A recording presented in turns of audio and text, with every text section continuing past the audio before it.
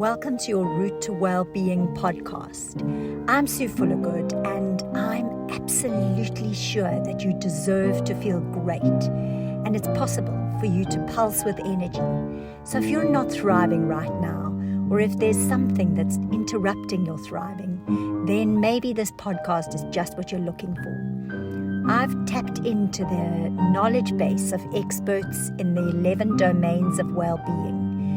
Each of the experts has something that I think is part of the crucial knowledge that you need to be able to really take care of yourself.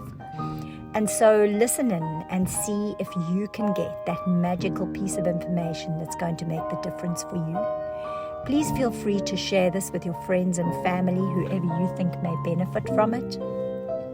Please push the subscribe button so that you can be alerted when future episodes are available. Thank you for listening. Good morning. I am Sue Fullergood from the Energy Incubator and your podcast, Your Route Map to Wellbeing. I'm here with Bev Roos this morning, which is a complete treat for me because I have the utmost and deepest respect for Bev. I just see her as a world expert in ultrasonography.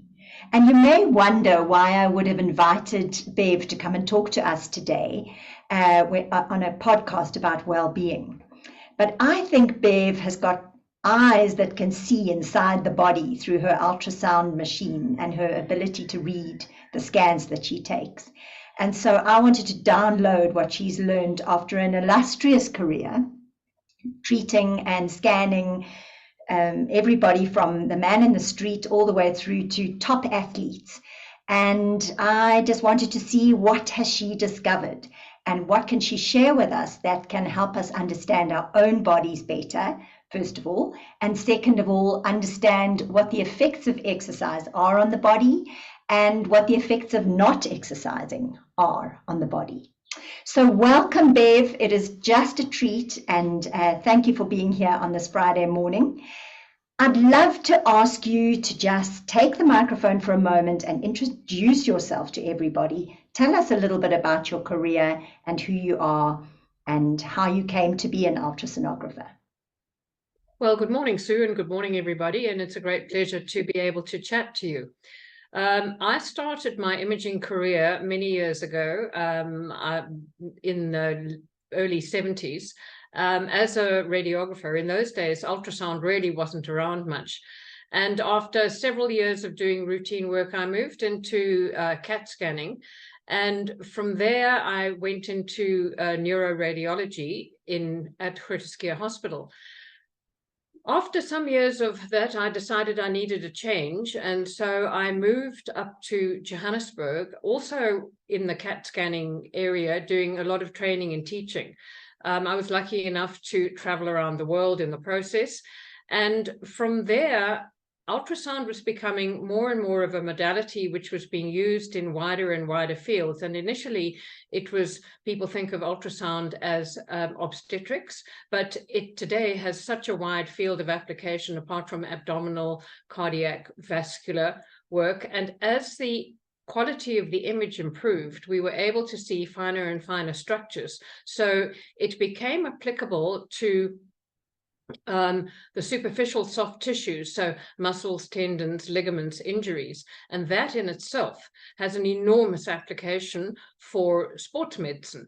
So ultrasound is very much an integral part of sports medicine, which is where my interest lies. And I've been scanning sports injuries now for close to 30 years. I've done quite a bit of sport myself, so it's been wonderful for me to be able to combine my professional career with my love of sport. So I'm working based mainly at the Centre for Sports Medicine and Orthopedic in Rosebank in Johannesburg, but I have done sessions with other radiology practices, locums, and done quite a bit of teaching and training around the country. So as I say, I really consider myself very fortunate that I've been able to do something that I'm passionate about and something that is close to my own interest in sport. So there's a brief roundup, Sue. Thank you, Bev. And Bev is very humble. I must tell you that in any medical circle, if you need an ultrasound scan, the name that comes up is Bev. And if I've had quite a few scans done by Bev, and if you ever show a scan to a doctor and it's been done by Bev, then it's elevated to have much, much more punch and impact, because they know that what Bev has been able to see is what's really there. So with all that ability and insight and experience and knowledge, Bev, and all the scans that you've done over the years, what have you learned about your body and other people's bodies from all that scanning? Well, I think there are two components to this very much. You cannot separate the mind from the body. And the body may be somewhat predictable, but the mind can be completely unpredictable. Going into long distance events, Ironman, triathlon, etc., has taken me to places that I never for a moment thought that I would be able to attain. It's been a wonderful journey of understanding not only my body, but more especially my mind, because if you are really tired, but you're in a competition and your body is telling you, I want to sit down, I want to rest, I want to rest, your mind has to be strong enough to propel you through that stage of physical tiredness. You've got to have the mental energy to be able to do that. And the sense of achievement, once you've pushed through that barrier, the sense of achievement in seeing that finish line and crossing it is something that is emotionally and psychologically so powerful. It is such a wonderful drug, if I can call it that, that the desire to go back and get that feeling again pushes you to carry on to train for the next race, for the next race. So it's been very much a journey of the mind and the body. And when the body gets injured, the mind has to be strong enough to accept the injury and to say this is not a career, well, hopefully it wouldn't be a career-ending injury, and to work with the injury, to work with your clinicians, to be positive, because once again, the more positive the mind, the better the body heals. So as I say, in my mind, you can't separate the two when it comes to, particularly when it comes to sport. Oh, well, I love that. You can't separate the two in any form, I don't think. They're just inextricably linked to each other. Bev, tell us a little bit about your sporting career, because you've alluded to all the incredibly long distance endurance events that you've taken part in, but how did you get into all that? Well, I was divorced when I was 28 and I had no kids. So I was free to do what I wanted to do, which is one of the reasons I moved to Johannesburg, to go into new areas, new fields. And the people I was working with when I came up were runners. And I used to play wing on in the hockey team. So I was comfortable running. So I got into running with my mates, and it became very much a social part of my day as well. And then my running friends, canoe triathlon was coming on in those days. All triathlon was canoe, and they were buying canoes and bicycles. So I thought, well, if they can buy canoes and bicycles, so can I. So then I morphed into canoe triathlon, and I must say I love the outdoors and I love being on the water. The canoeing is really probably my favorite, because I just love being outdoors and water and trees and green and birds and all that sort of thing. So very much a good emotional and mental space for me to be on the water. And then I thought, well, there's a canoe, I'm doing all three, I might as well do a race. And so my very first race was a mini triathlon, which was a 4-kilometer canoe, a 20-kilometer cycle, and a 5-kilometer run. And I was so nervous. I was sitting in my boat at the start and the gun went off and I got such a fright I fell in. And then I retrieved myself and thought, well, I've got my mind around that. I've had my swim, and then settled down and concentrated on making up the time I'd lost. And from there, I went onto the bicycle, and from there onto the run. Now, I hadn't done many bike run changeovers. And if you're not used to it, you feel as if somebody, when you start running, they've taken your quads away. You just feel like jelly. So that was another bit of a setback. But once I saw the finish line, and I was so chuffed because I thought I'm going to finish my first proper race, albeit a mini race, my first proper race. And then your mind starts getting the upper hand and saying, well, if you can do a half triathlon, you can do a full triathlon. And if you can do a full triathlon, you can do an ultra. And if you can do an ultra, you can do Ironman. And so my mind was pushing me. And I remember one of my good canoeing mates saying to me, when I said I wanted to do Ironman, they said, you have to be really hungry for this race. You've got to be psychologically hungry for this race if you want to finish. And I have never forgotten that. And when I was pushing through right towards the end, I know what Frank meant when he said you've got to be hungry for this race, because your body is crying to sit down and you just say no. But again, when I crossed that finish line, it was such a euphoric feeling. And then one says, well, was that a fluke? So you've got to go back and do it again just to prove that the first one wasn't a fluke. And then in those days, if you did Ironman 3 times, you got a permanent number.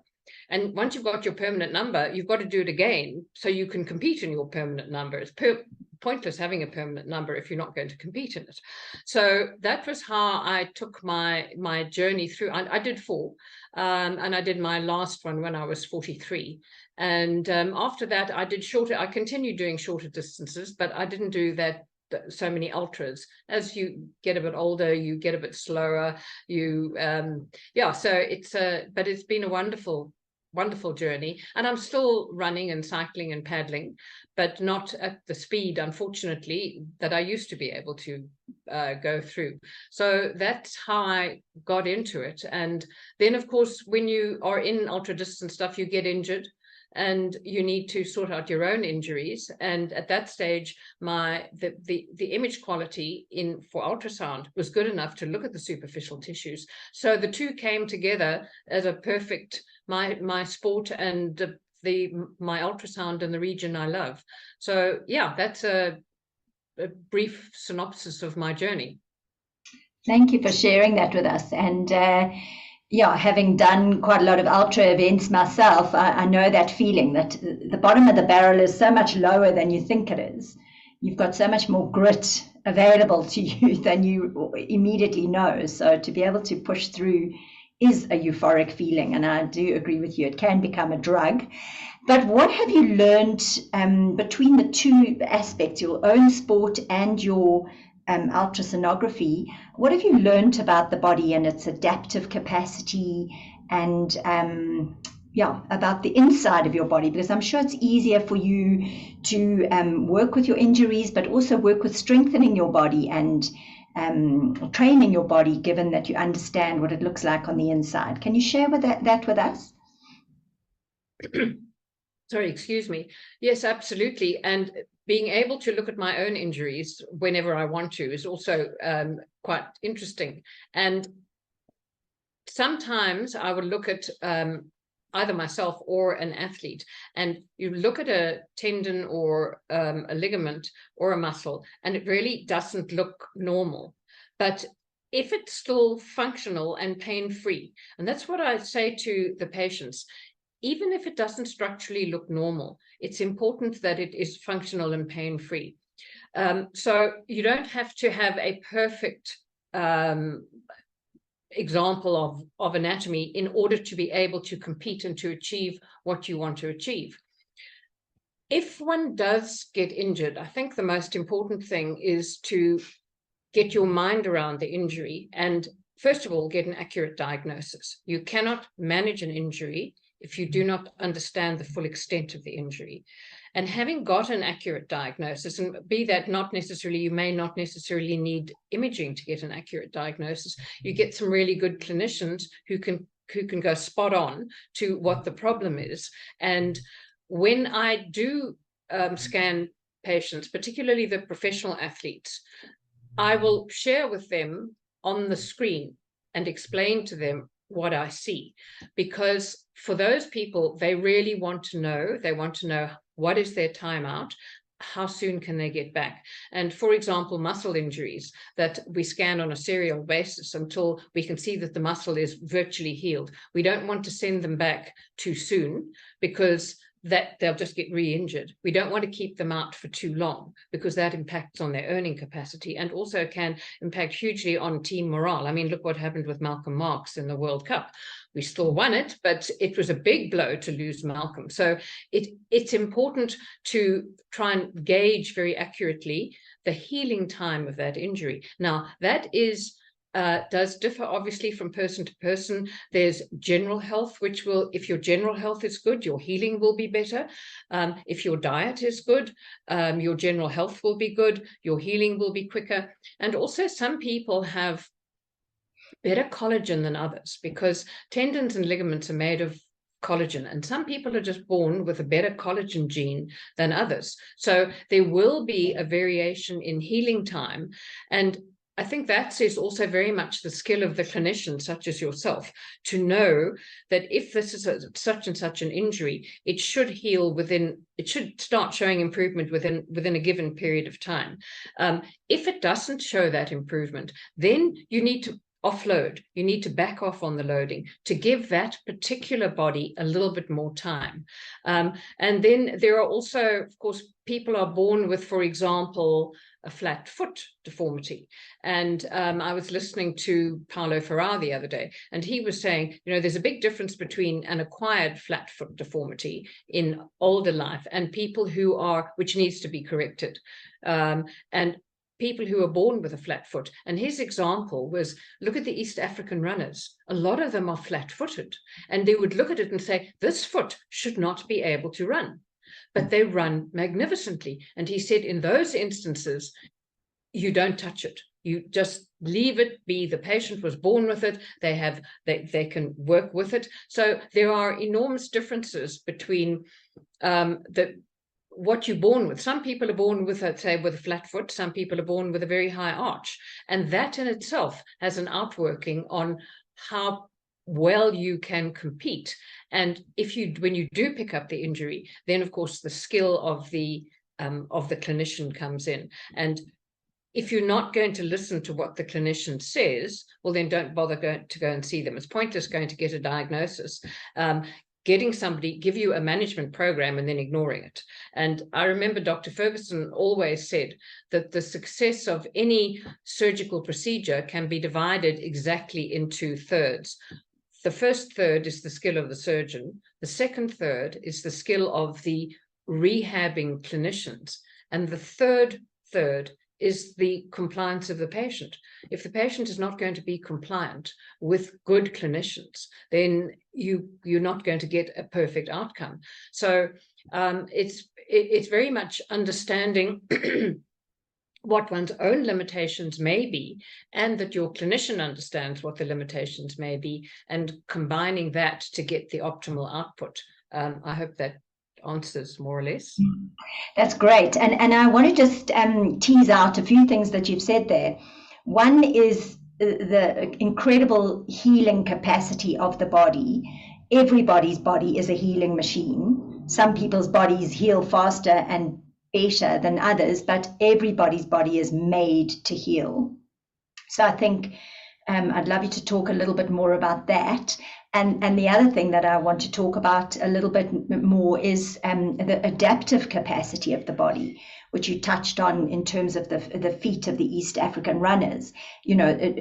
What we think is required for running is actually not, because the body is such an adaptive machine and it has capacity to adapt. So can we start with the healing part, Bev?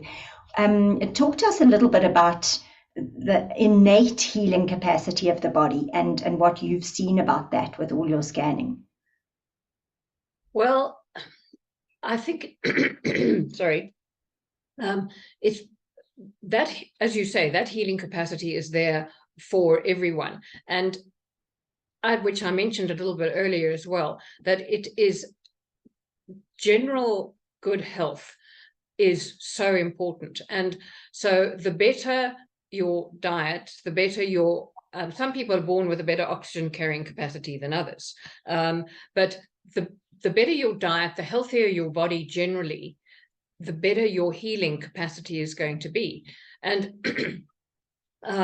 there are all sorts of things that people are looking into diet now, for example, in the treatment of bipolar disease, because it's something which we don't really understand what goes wrong with these, if I can just call them mental syndromes. But as more and more work is being done with diet, and there's a psychiatrist called Chris Palmer who's just brought out a book called Brain Energy, which is absolutely fascinating. And in order to maintain good healing, you have to look at diet. I think it's where so much of it starts and ends with diet. And as we all know, in many countries, this country and the States as well, a poor diet is the precursor of things like diabetes, hypertension, cardiac disease, and a host of other things which could be prevented if not with drugs, not with giving them drugs, but with just getting the patient onto a better diet. And it's all the refined carbohydrates, huge amounts of sugar, all of that sort of thing, which prevent the body from attaining its optimal healing capacity, because there's too much, there's insulin spikes. The insulin is so busy running around trying to control too much sugar that the insulin doesn't do what it should do in cleaning out plaques in the brain, for example. So to me, it can all be related back to a healthy diet will give you optimal healing of all the cells in your body, and it also improves the mental side of it, because if you're feeling well, you can go out and do more, you achieve more, and that in itself, because you are full of energy, because you've got a good diet, you can go out and do more, and that in itself, nothing succeeds like success. The more you do, the more you realize you're capable of doing, the more the mind will improve as the body improves. Again, it's so interlinked. And I suppose I'm just lucky in that I really enjoy sport. I know there are people out there who don't enjoy sport, but I'm just lucky that I do. But the two are so linked that it's, as I say, impossible to separate. And it is an upward spiral, isn't it? Once you feel good, you do good, and the more you do good, the more you feel good, and up you go instead of going down. And if you find yourself going down, it is possible to reverse the spiral just by taking the action, usually of moving a bit. And as soon as you move, I mean, exercise is a critical habit, because when you exercise well, you tend to eat well, sleep well, feel better, and so on. So, so many people think about diet with respect to weight.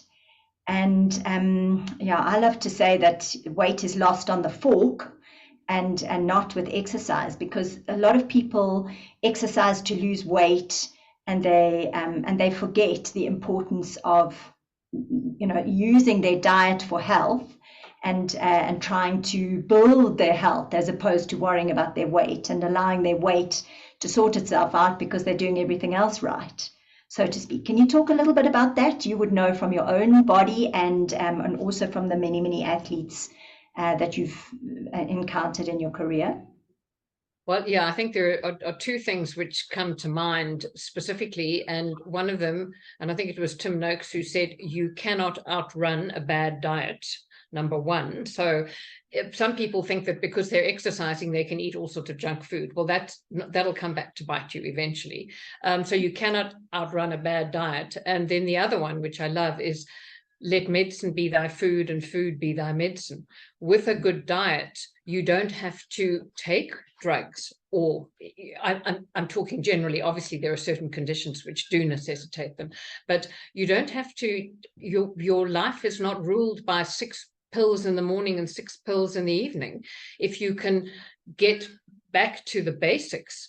And I remember I worked for a long time with a wonderful physician called Dr. Will Davis, and he would say to the patients before they came to see him, they had to go and have a slew of blood tests so that when they came in, he knew exactly what he was dealing with as far as the biochemistry of the body was concerned. And he would take the patients off the drugs. He would slowly take them off the drugs. And he would say, first of all, magnesium is so important because you can't build energy if you don't have magnesium. It's difficult to get magnesium in this country because the general level of magnesium in the soil is low. So we cannot eat enough. So, for example, a supplement such as a good magnesium supplement will help to build energy. And the other thing I remember so clearly about Dr. Davis, that a friend of mine ended up seeing him because she was having major problems with depression. And her husband said, you know, she won't even get out of bed in the morning. She's so depressed. And so she came to see Dr. Davis, and he took a good history, as all clinicians must do. And he came to me and he said, this woman is on a lethal combination of drugs. She'd been to see a pulmonologist, she'd been to see a gynecologist, she'd been to see, I don't know who else. But he said to me, she is on a lethal combination of drugs. And he said to me in Afrikaans, hulle is stoute ouetjies, hulle weet nie wat hulle maak nie. And he slowly took her off all of these drugs. And 6 months later, she was running a business. Drugs are, and I'm not saying that you can stop taking all of your drugs by any means. That would be foolish. But I do think there is overprescription. I do think there's overprescription, which I don't think is good for any of us.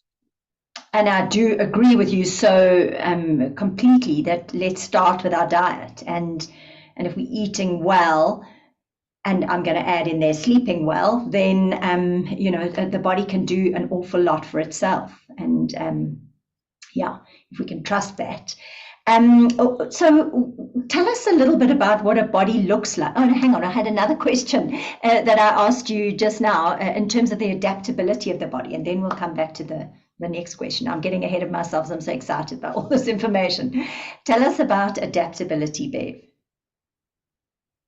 Well, I think we all have to accept that there are limits as to what we can do because of what we were born with.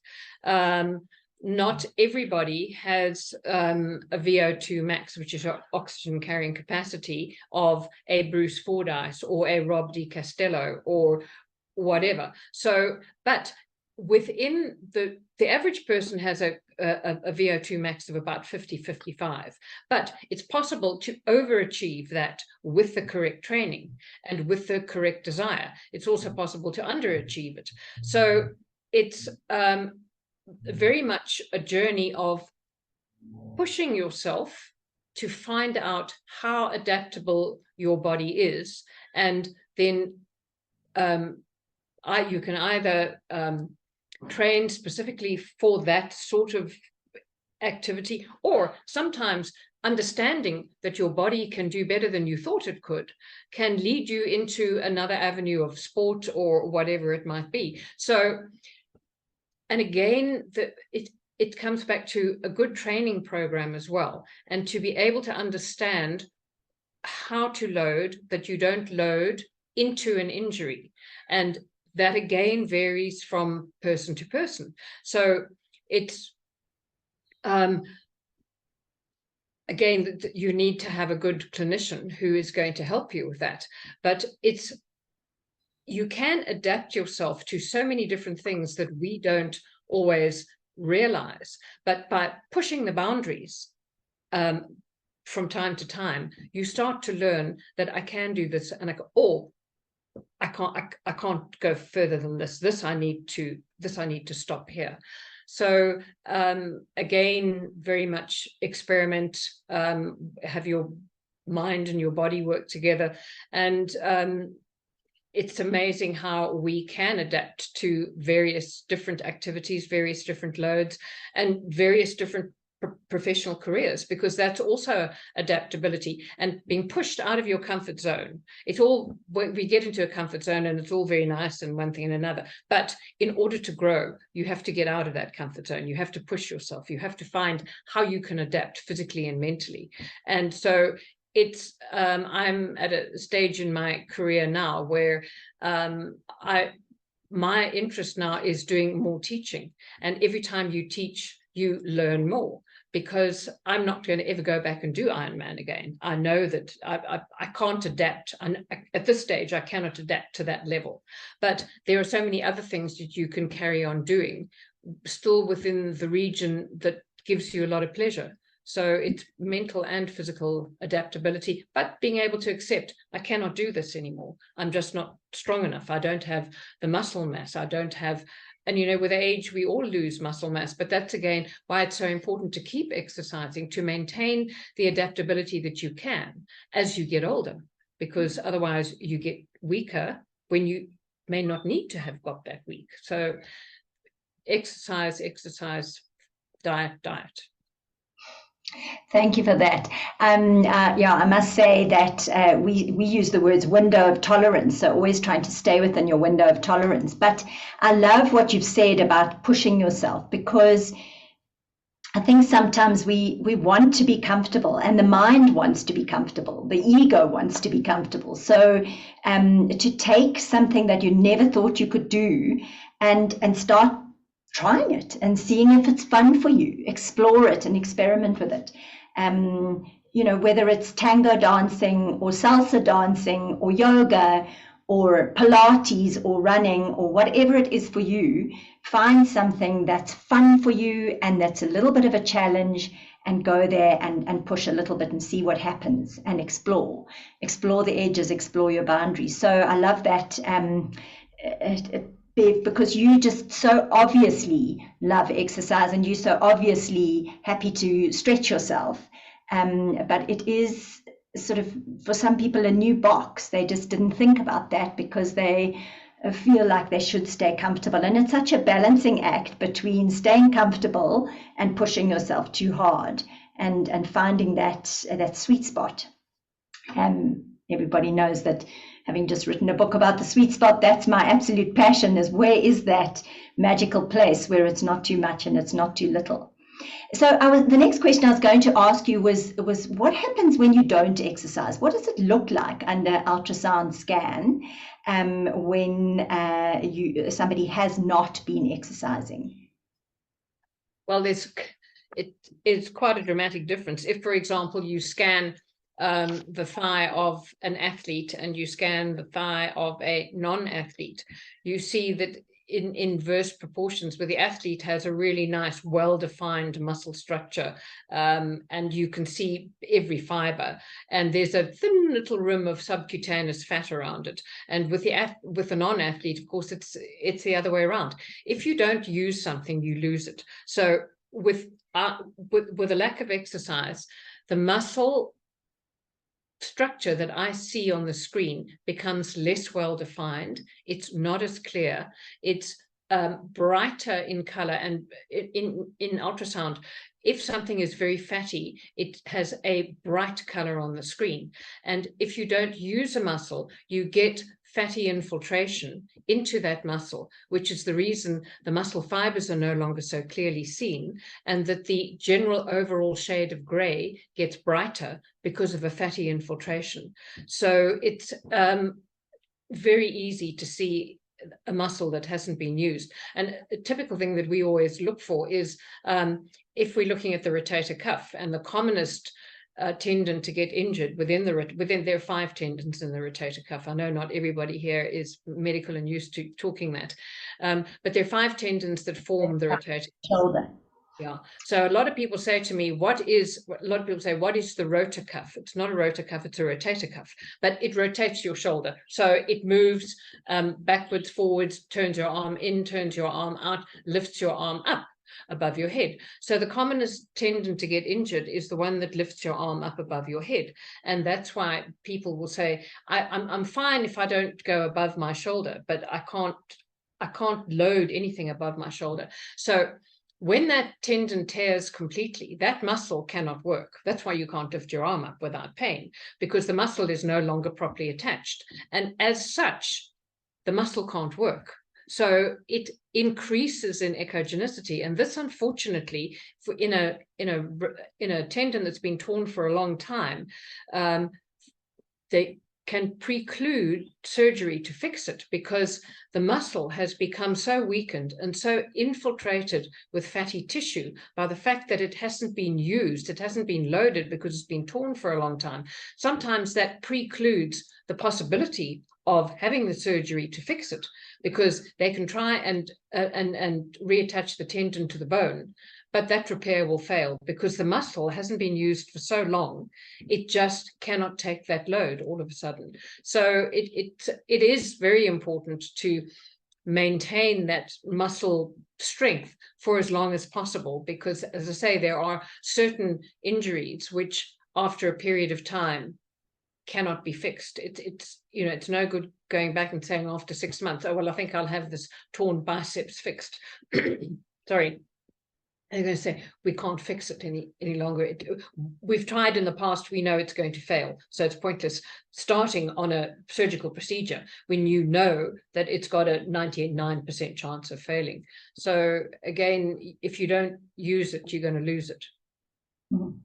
So tendons, muscles, everything becomes softer and weaker and less resilient and less good quality, so to speak, if you don't exercise, use them, and as you call it, load them. So a lot of people might sit and say, well, I've got a lot of pain and it hurts me, and therefore it's better for me not to move. And I'm forever saying movement is magic and motion is lotion. So just get up and take a few steps, do what you can do, and slowly build it up, slowly stretch that window of tolerance. So what would you say about somebody who has had a lot of pain, maybe even has chronic pain, chronic back pain, chronic knee pain, maybe even some arthritic changes, and therefore feels that it's better for them to sit on the couch rather than exercise and move? How would you recommend people who are suffering like that could get started?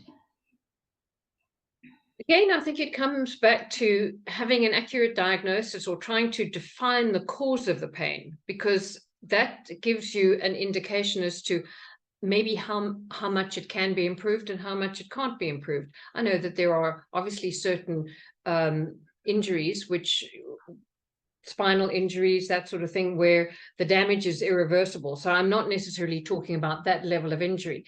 I'm talking about understanding exactly what has gone wrong and then getting the knowledge to know how to work around it so that you will start being able to move more freely. Now, I'll take an example. My husband had 2 back operations. One of them, they were both squash injuries, but one of them was when he was 33. It should never have been done, but there was some gung-ho guy who said, oh no, we need to do a laminectomy. And he said to him, but you'll never play squash again. But which my husband did for another 17 or 18 years, whatever it was. And then he started getting this severe back pain again. He went for a second op because one of the nerves was trapped. And then he was absolutely fine. And then the back pain came back again. And I thought, oh, here comes the spinal fusion, which I was not keen on at all. And I said to him, please just go and see one of the good back physios, please. So he went to see a colleague, and she looked at him and she said, well, your sacroiliac joints are all out of line. I'm not surprised you've got pain, and your core is so weak. You need Pilates. You go and see Tony. So that was 20 years ago.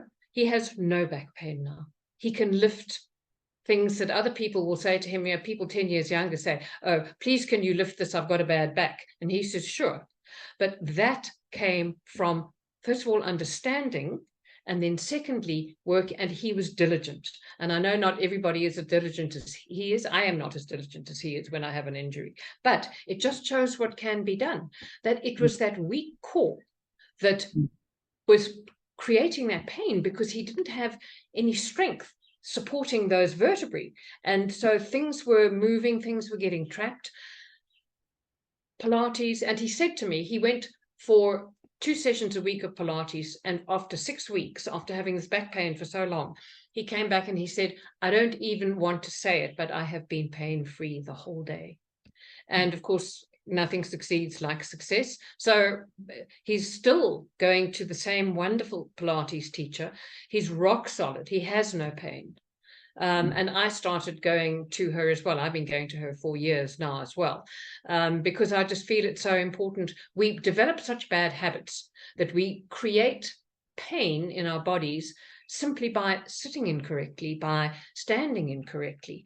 I have problems because of the way I sit at work, but that's something that I understand now why I can get a cramp in my side, because it's the way I sit. So I try and correct it. So there is so much that you can do to improve the level of pain, so given that you understand the cause of the pain. And as I said, my husband is a classic example of when I thought, oh, you know, this is incredible. He couldn't walk for more than about 50 meters without lying down, saying, I've got so much pain. And this is the guy now who runs, he's playing paddle, he, you know, all the rest of it. So yeah, you've got to start, again, it comes down to knowledge. It comes down to understanding the extent of the injury, and then the skill of the clinicians that you go to. And unfortunately, as we all know, some people are better than others about doing things, but if you find the right person who can teach you, I mean, for example, just balance standing on one leg. If you stand on one leg and you lift up the other leg, it's normal for us to think about the limb that's moving. That's your gesture leg, but that limb, when it's lifted off the ground, is not helping you balance at all. All your thoughts should be on the leg that you're standing on. How are you standing on it? Have you got your weight over that leg? Have you engaged the glute? Have you engaged your quad?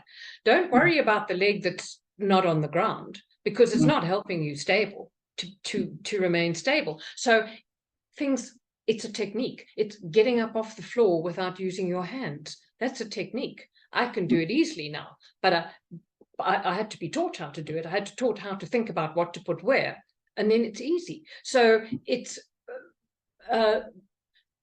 pain is often self-induced. We develop bad habits, and that's where it comes down to understanding more about movement. And any clinician who understands a lot about movement and how the body works will be able to look at you and say, why are you standing like that?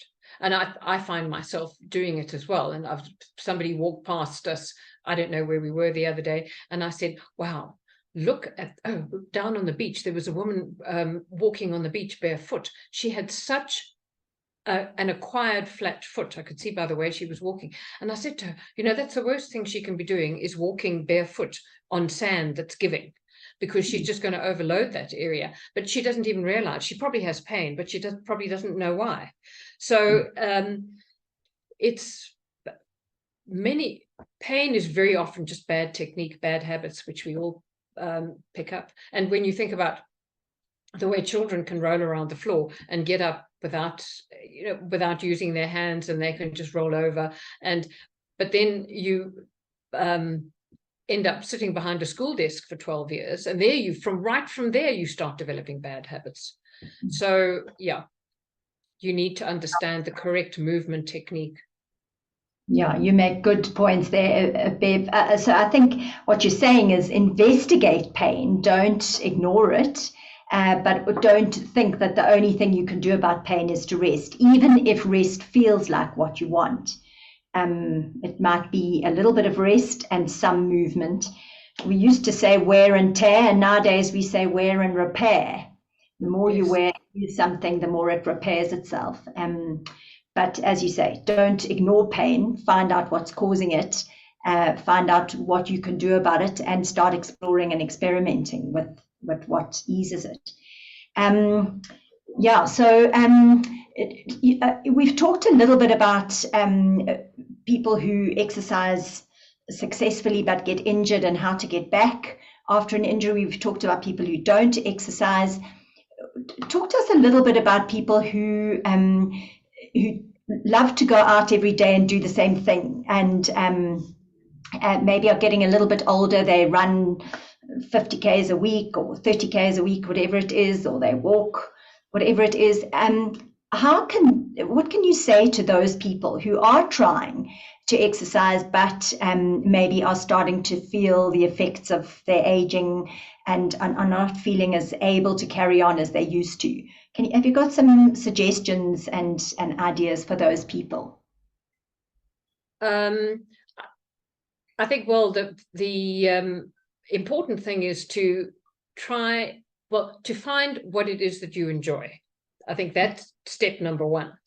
And as one of the physios always said, the best exercise you can give a patient is the exercise that patient is going to do. It's pointless giving them something that they don't want to do. So I think that's very important, is to find what you want to do. Now, you may have been a long distance runner, and obviously as you get older, you can't do that. And people do develop back issues or knee arthritis and all that sort of thing. So it's then finding something. For example, I love to be outside. I'm a real outside freak. I don't do gyms and inside exercise and all that sort of thing. But for example, something like gardening, which gives, is great.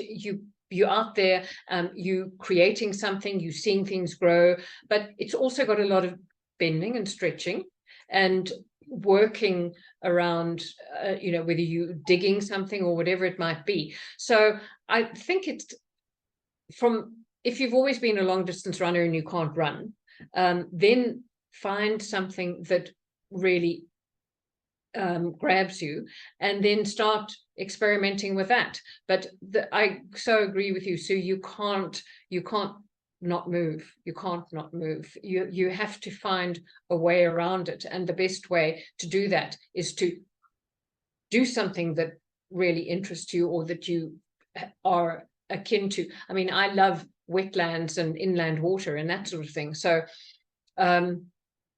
to go, and even if it's just walking around in the open air, walking on a walking trail, something like that, and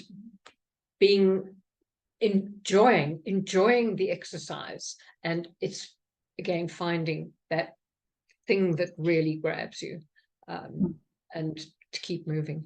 And not to just go from, okay, I can't run, therefore I'm going to sit on the couch and eat knickknacks, but rather, okay, I can't run anymore, or I can't run maybe as much as I used to. Let me try walking or cycling or something else that's fun, and reduce, know that the window of tolerance is now a little bit smaller, but I've still got this whole window to work in. I don't have to now do nothing. And I see so many people who go from a lovely, wonderful sporting life and then suddenly do nothing. But I also enjoy what you've said about, if we don't get on the floor, we won't remember how to get off the floor.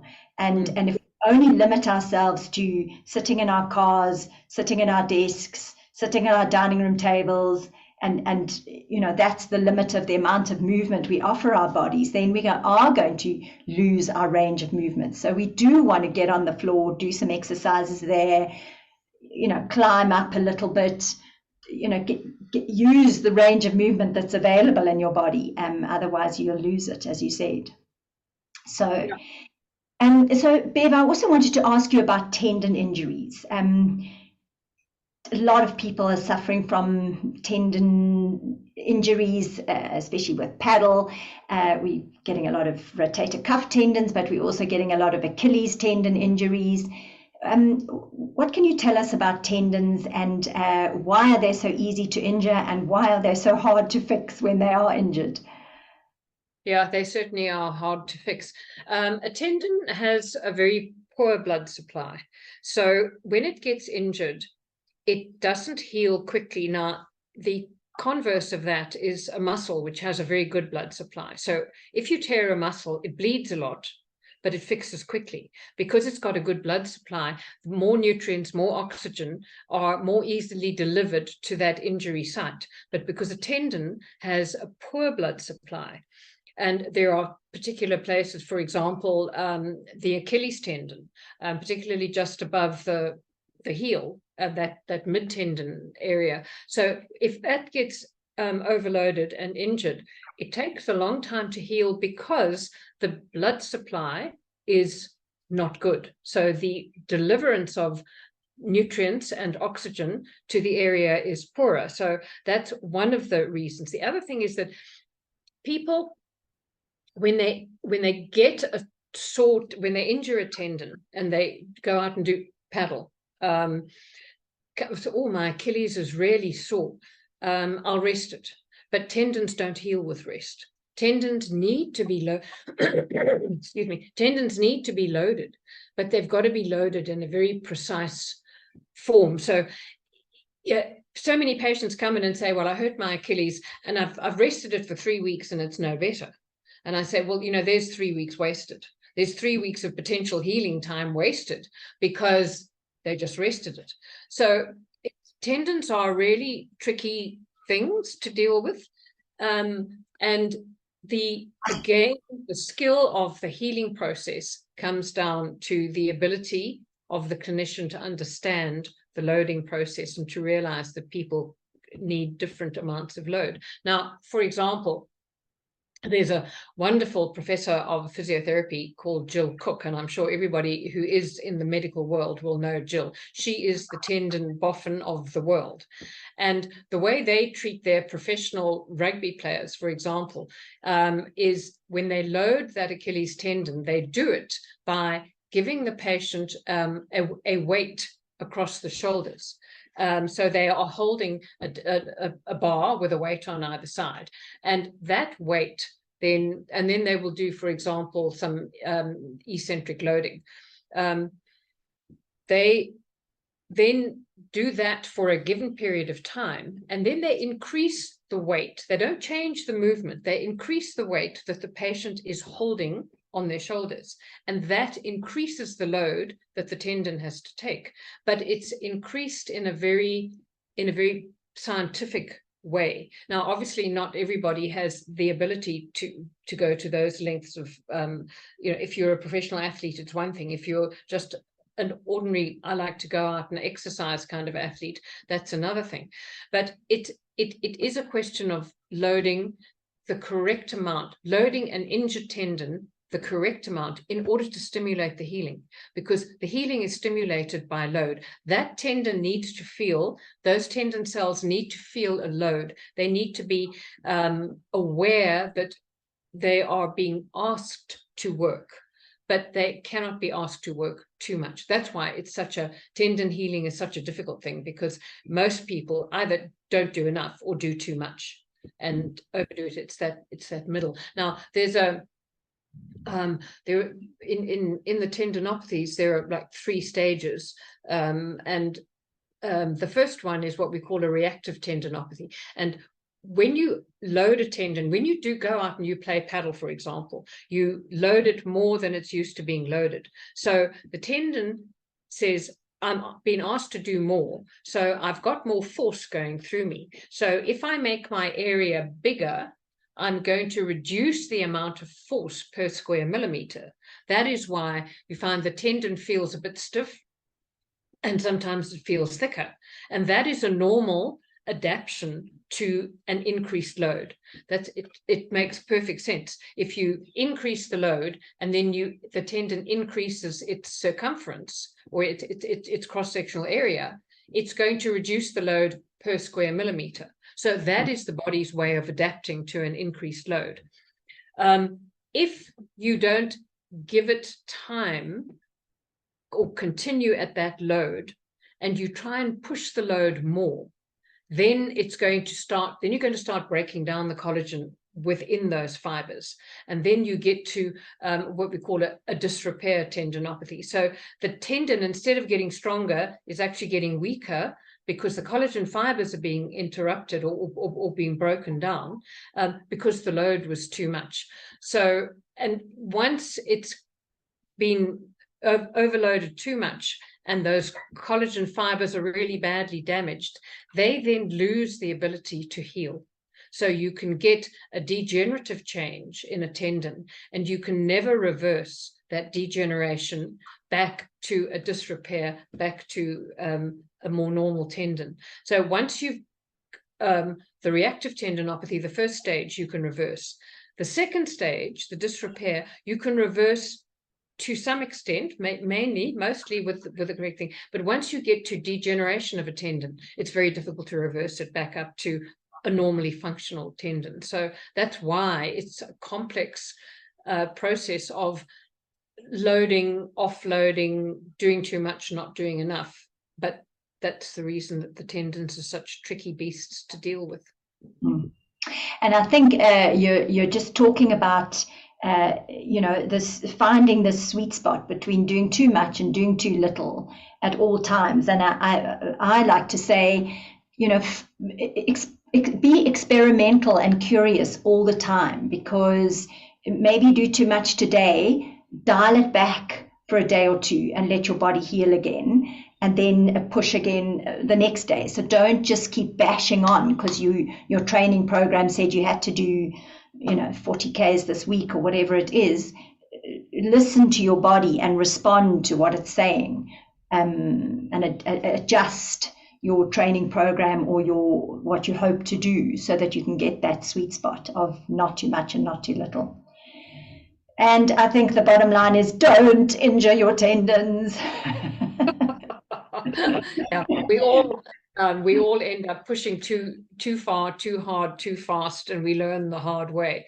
And it's been interesting for me to begin to understand, because I was exercising a lot before I got into the musculoskeletal ultrasound, and I obviously had tendon injuries, etc., etc. And it was when I was getting into learning about the different tendinopathies, what's actually happening, it suddenly all made sense to me. Oh, yeah, no, that's why that particular tendon took so long to heal, because I didn't understand what needed to be done in order to allow it to heal. And that's, again, knowledge. It comes back to the basic knowledge. But having said that, too much too soon, etc., etc. Obviously, when you do a lot of long distance stuff, you do end up with things that maybe you wouldn't have got otherwise. Maybe some arthritis in the knee, maybe arthritis in the elbow, whatever it might be. But if anyone were to say to me, would you avoid having these injuries now or these conditions now? And if you could go back and do it again, would you do it again? Or would you, knowing what you know, say, I'm not going to do that long distance stuff because I know it's affected my knee? And I would say never. I would do it again. I would do it again over and over and over, because the positive take home from the exercise, the achievement, the camaraderie, the social life, it's such a wonderful aid to well-being, mental and physical, that I am quite happy to deal with the arthritis in my knee that I have at the moment, because it was worth getting it doing what I did. I would never not have done it, even knowing that I would end up with injuries or with conditions, arthritis. Yeah. Well, and the truth is, there's no guarantee that you got the arthritis because of the exercise you did. Maybe you were going to get it anyway. So, because I know lots of people who've done no exercise and they've got arthritis in their knees. So, we don't know that. But as you say, Bev, there's just so many benefits. And those you've mentioned, the benefits to the mind, but they're equal benefits to the body. I mean, you haven't got, I'm sure, high blood pressure and high cholesterol and high blood glucose and. So you've got so many other benefits. I've got one last question, and I'd love you to just very quickly tell us a little bit about how muscles age and what happens if we don't do strength training as we're aging. I know you've talked about fatty infiltration of muscles that are not being used, but can you just talk a little bit about the aging process in the muscles and the mitochondria of the muscles?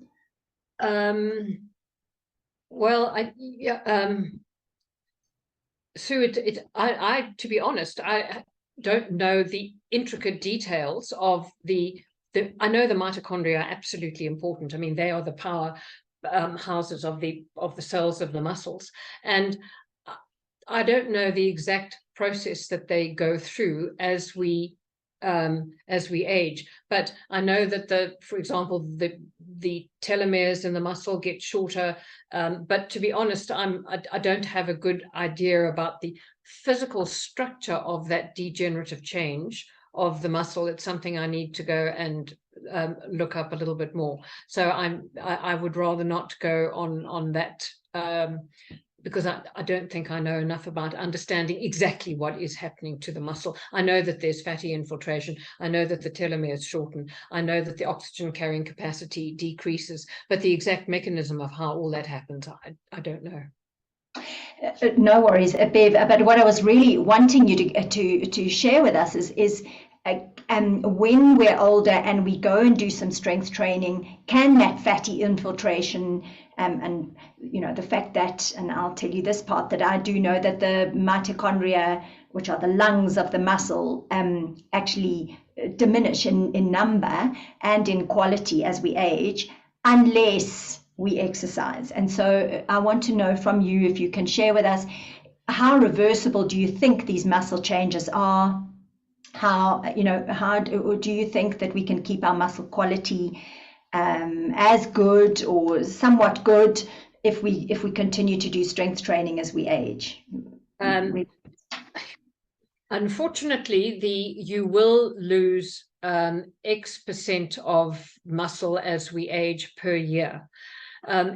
Once you've lost that, you cannot reverse it. But by exercising and load and strength training, you can maintain what you've got, so that the next year you don't lose it, you can maintain it. But once you've lost it, you cannot go back and regain what you've lost. It's a question of maintaining the exercise, maintaining strength training, and resistance work in order to maintain what you've got. Otherwise, you lose it exponentially over the years as you get older.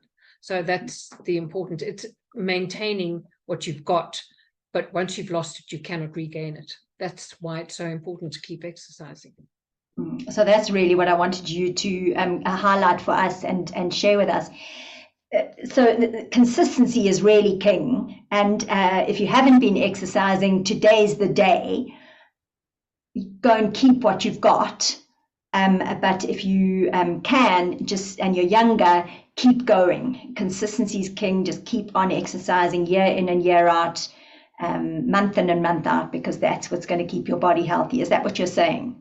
Yeah, very much so. Very much so. And again, to what you said, doing different exercises, not necessarily exercise, but different movements. Instead of just bending down to pick something up off the floor, well, maybe you should go down on one knee to pick it up off the floor and then practice standing up again. So it's bringing movements that you are not habitually used to doing into your routine of daily life, because that keeps your muscles stronger, it keeps you more flexible, and it's quite fun to do something. I often do that. I see something, I need to stretch, or I need to do that. And then again, it's understanding the movement. So if you're going to stretch to get something out, what is the first thing you need to do? You need to think, well, engage your core. So, and then if you're going to go on one leg, figure out which leg it is you're going to stand on, and make sure that those muscles are nicely engaged, so that when you reach for that book on a shelf, or you reach to get something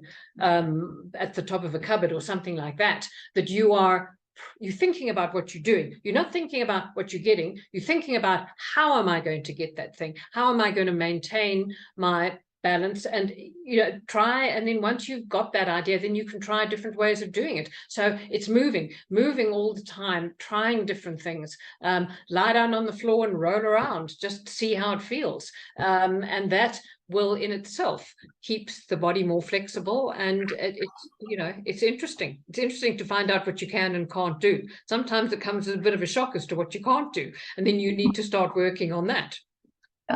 Yeah, so it's being playful, isn't it? And using your activities of daily living. I mean, I often say to people, stand on one leg and put your shoes and socks on. Don't sit down and do it. Stand, balance. Even if you fall over, who cares? Get back up again, do it again. Yeah.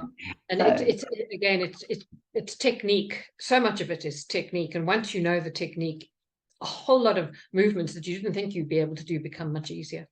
Yeah. Bev, have you got a last nugget for the listeners?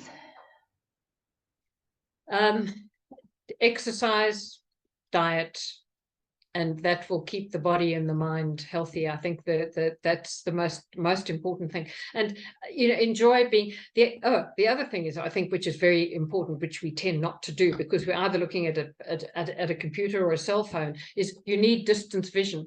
It's really good for your eyes to change from near field to far field. Go out there when you're walking around. Don't just look at the road ahead of you or the trail ahead of you. Look up, look at the trees, look at that movement of your eyes, distance vision, which so many of us just don't do because we're busy looking, as I say, looking at a computer, looking at a cell phone, looking at the road in front of us when we're driving.